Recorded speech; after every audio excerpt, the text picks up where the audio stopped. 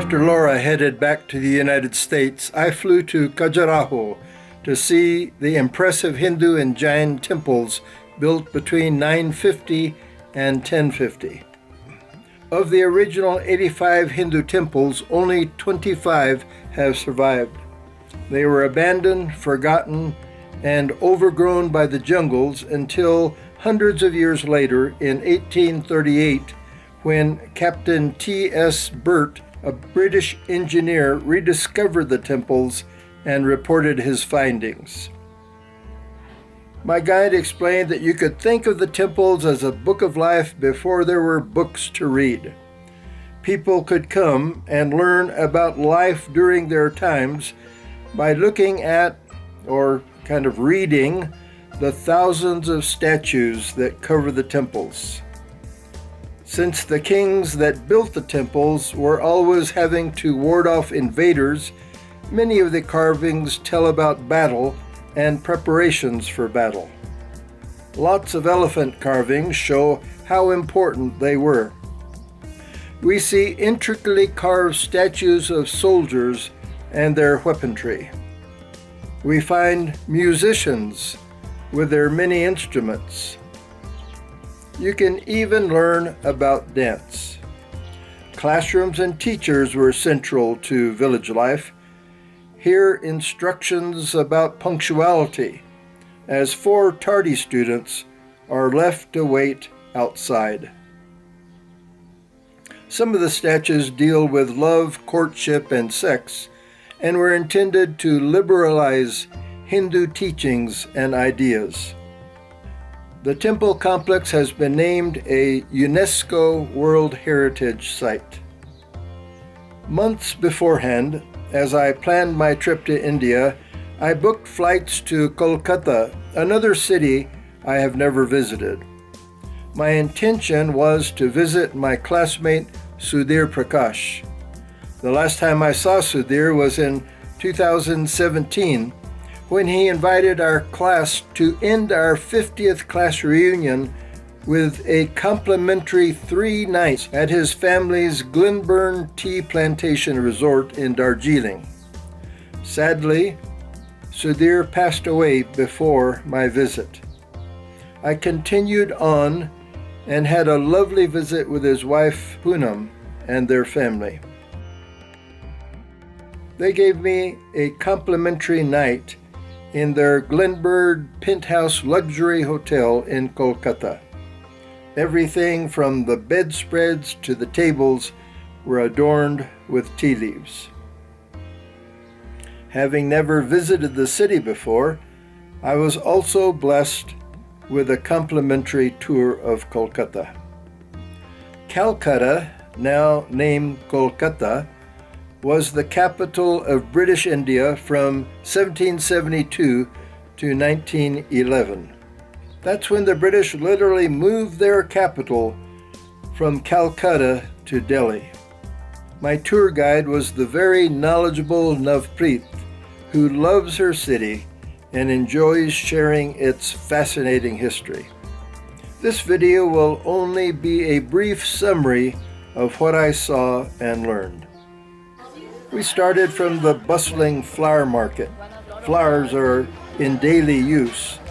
They are used for parties, weddings, worship, gifts, and much more. Garlands were plentiful. No part of the flower is wasted. Even loose petals are sold by weight for making decorations. With my keen interest in trains, I wanted to visit the historic Howrah station that I'd heard about all my life but had never seen. From the flower market, it was right across the Hooghly River.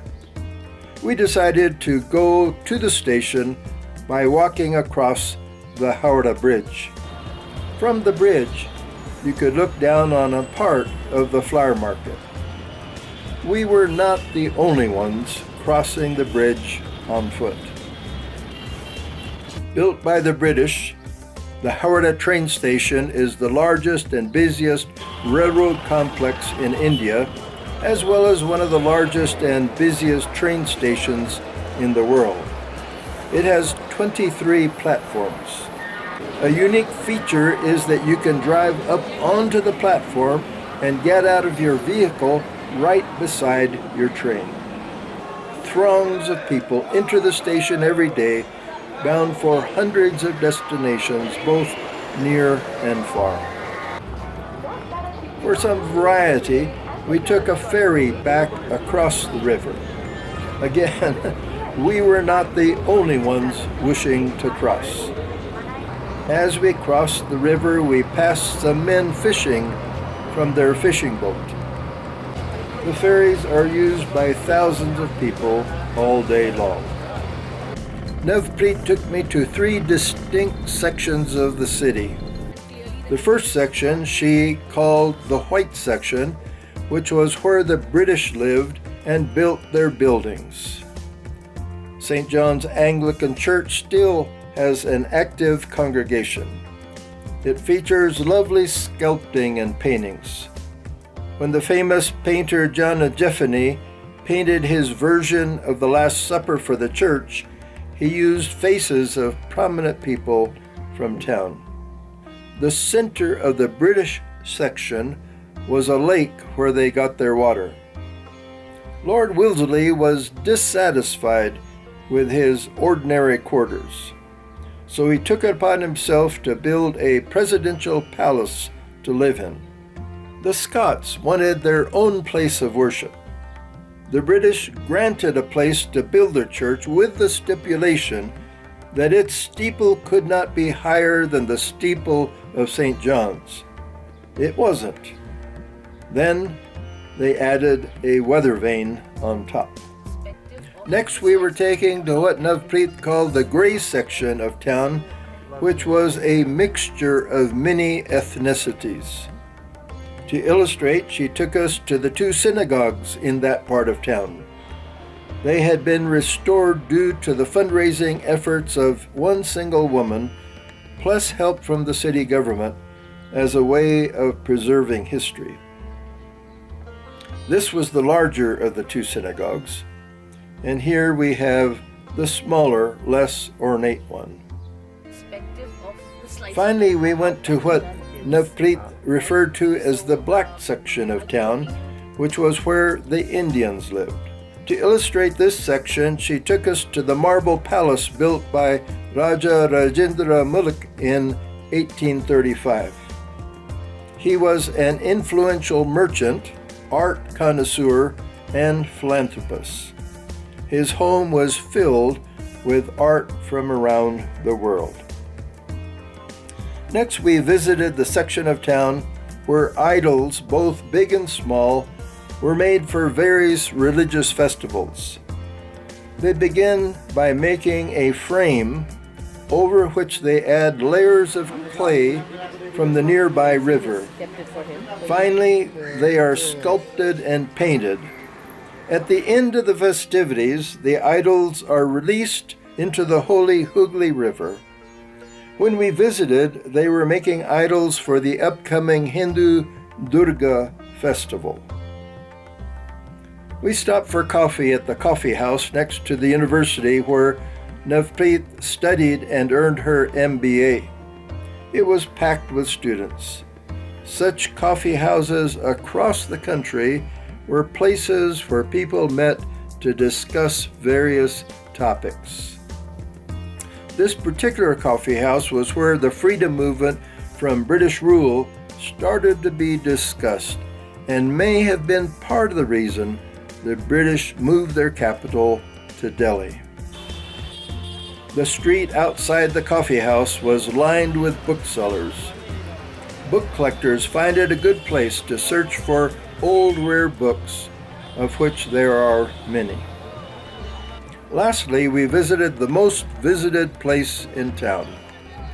After the death of Queen Victoria, this building was built as a memorial.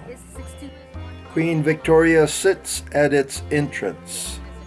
Most statues of Queen Victoria show her as an older woman, as does this one. However, inside is one of only 2 statues that portray her as the young woman who ascended the throne in 1837 at the age of 18. She ruled until her death at the age of 81. Her memorial includes one of the largest paintings in the world painted on a single piece of canvas. Here, King Edward, the then Prince of Wales, rides into Jaipur, seated next to the King of Jaipur. From the hotel where I stayed, the Queen Victoria Memorial dominated the skyline both by day and night. The next morning, I flew across country to Chandigarh, the capital of the Punjab. We will continue on there in the next video.